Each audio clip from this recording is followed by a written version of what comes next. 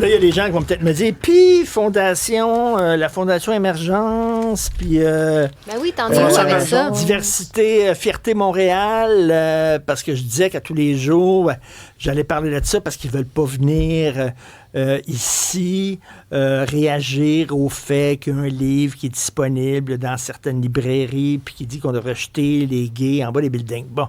Ça a l'air que le livre a été retiré des rayons de ces librairies-là suite au texte, au reportage du Journal de Montréal de Jean-François Cloutier. Jean-François me dit ça, ça a l'air que le propriétaire a retiré le livre parce qu'il était interdit à la vente en France. Donc, écoutez, vendredi dernier, ils m'ont écrit en disant on fera plus de commentaires, là, on ne veut pas commenter ça de façon publique. Donc, ils ont répondu à mes appels. Ça a l'air que c'est pas assez urgent qu'un livre dise on va les sacrer dehors d'un building. Ça a l'air que c'est pas si grave. Il faudrait que ce soit plus grave que ça. Je sais pas. Si mécanique, peut-être que là, ils seraient peut-être fâchés, mais bref, ils disent qu'ils ne vont pas commenter. Et de toute façon, ce livre-là, paraît-il, a été retiré des rayons.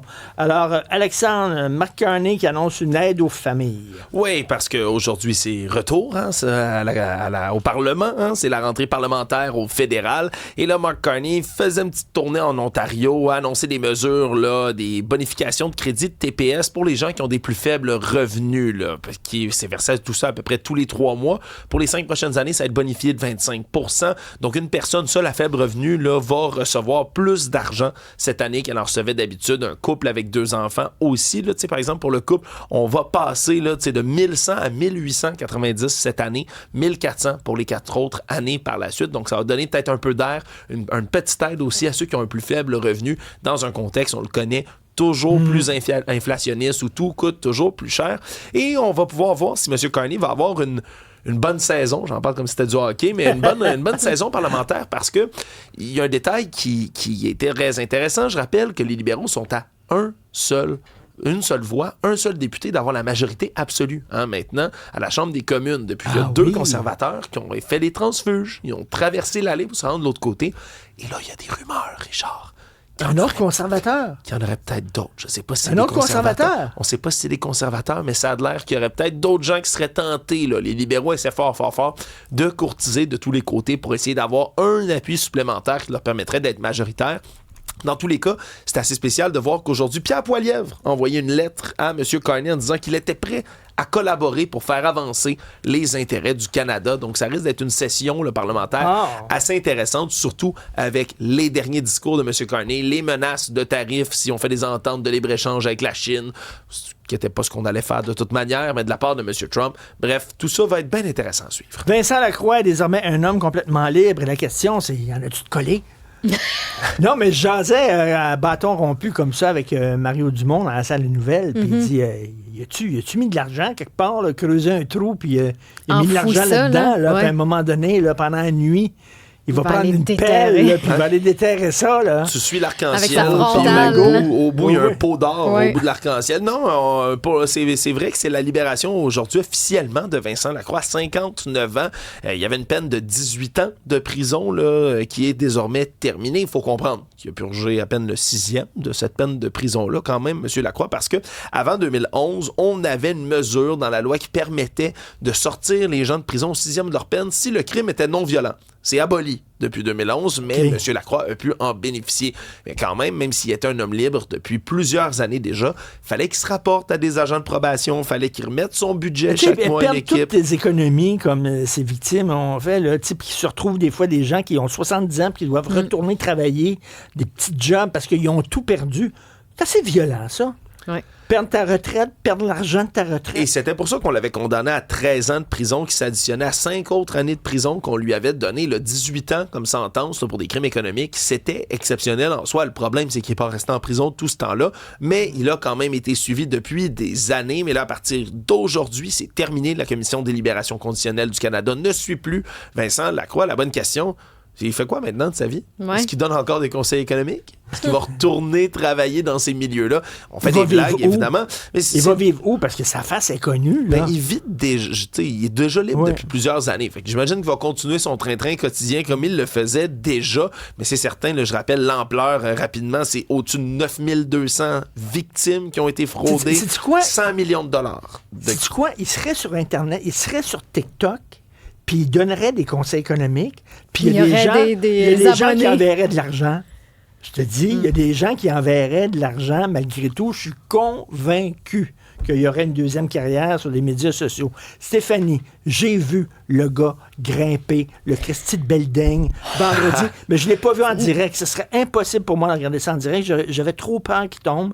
Donc là, maintenant, je peux le regarder. Je vois des extraits. Il est fou, c'est un malade. En fait, c'était prévu vendredi soir, la diffusion en direct. Finalement, les conditions météorologiques n'ont pas permis qu'on tienne le défi. Donc, ça a été déplacé au lendemain, samedi okay. 20h, c'était en direct. Puis au début, moi, je me suis dit, hey, je vais le regarder juste pour voir le début de son ascension. Finalement, j'ai été incapable de décrocher. D'abord pour la vitesse à laquelle il a grimpé le Taipei 101. Donc, c'est le 12e édifice le plus haut du monde. Je rappelle qu'il l'a fait à main nue, sans harnais, sans corde, sans flotteur, sans trampoline en bas, sans filet, sans rien. Il y avait comme une petite poche à côté. Là. C'était comme un parachute, ça? Non, ça, c'est une petite poche qui contient la poudre que tu mets sur tes mains pour empêcher de glisser, pour avoir des bonnes grippes, là, puis être capable d'escalader. Donc, il portait son traditionnel T-shirt rouge. Alex Honnold est réputé pour ça, là, pour avoir le strict minimum en jeans. C'est un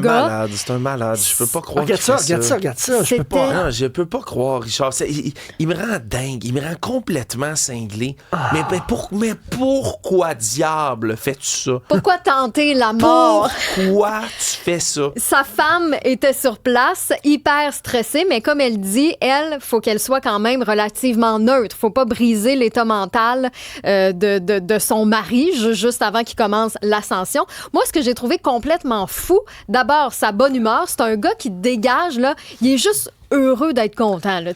Mais c'est vraiment son obsession dans la vie, le grimper des affaires. Oui, à 100%, c'est pas la première affaire. Il peut pas s'en empêcher. Là. Non, mais c'était le premier édifice, par contre, parce que lui, il est plus en nature. Ouais. Il fait d'autres choses. Mais là, lui, c'était le défi qu'il voulait se lancer pour commencer 2026. Et aussi, autant il était, dans sa zone, parce qu'il y avait un micro sur lui, donc tout le long de l'ascension, on l'entendait s'il disait quelque chose. Il cognait aux fenêtres puis il disait bonjour aux gens qui étaient à l'intérieur du building. C'est parce que l'édifice est habité, là. Il y a des bureaux et tout ça. Puis il y avait des gens qui travaillaient, qui étaient présents, donc qui le filmaient tout au long de l'ascension. Puis oui, ils prenaient le temps d'arrêter pour faire des saluts, dire hey, comment ça va.